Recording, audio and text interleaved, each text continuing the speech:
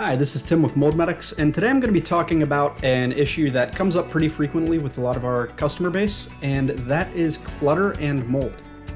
So a lot of people, whenever they think about indoor air quality, they don't think about the stuff that they have in their home. Storage boxes, clothing, kids' toys, all that kind of stuff that can really add to the amount of clutter that we have in our homes, and these can impact our indoor air quality in some surprisingly significant ways.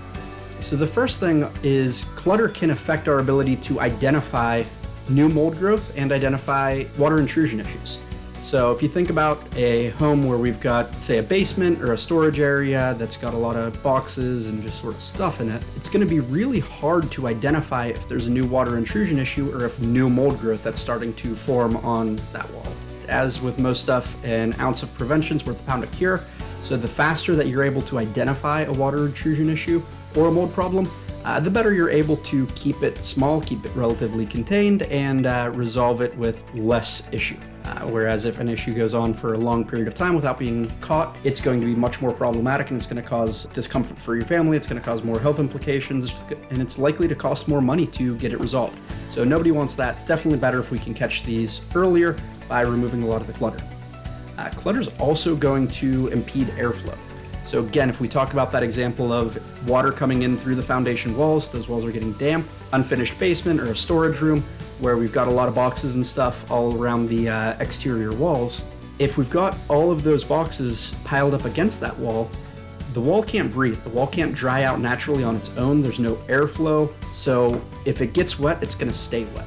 And it's going to saturate the surface, and it's going to saturate whatever else it comes in contact with. We want to make sure whenever we're using areas like this for storage, we are using things like storage racks, we're using plastic storage bins, we're keeping them a little bit away from the wall and a little bit elevated off the ground.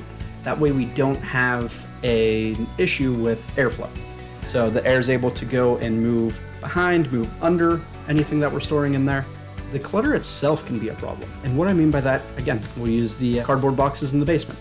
These can be very problematic because cardboard itself is a great food source for mold. It is made of plant material, which is what mold needs to eat, and it absorbs water very, very quickly. Again, we've got water coming in from a foundation wall or along the floor. It hits one of these cardboard boxes. Cardboard box begins to suck it up like a sponge, and boom, you're going to have mold growth there.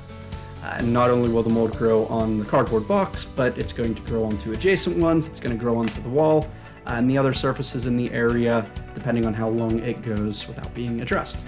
The other thing that can be problematic is a lot of clutter, especially if it's food, paper products, anything like that. These can be great food sources, not just for mold, but for pests. And the problem here is if you have an active pest infestation, they will damage the building materials. They're going to chew through all kinds of different building materials, rip up insulation, and cause a whole host of other problems that can then lead to new humidity problems, lead to new water intrusion or air infiltration issues, where now the pests that you have are creating a situation where water is going to be able to come into the environment that much easier, and you're much more likely to have a mold issue from that. None of this is good stuff, so bottom line, make sure that you're trying to keep your house clean, keep it collected.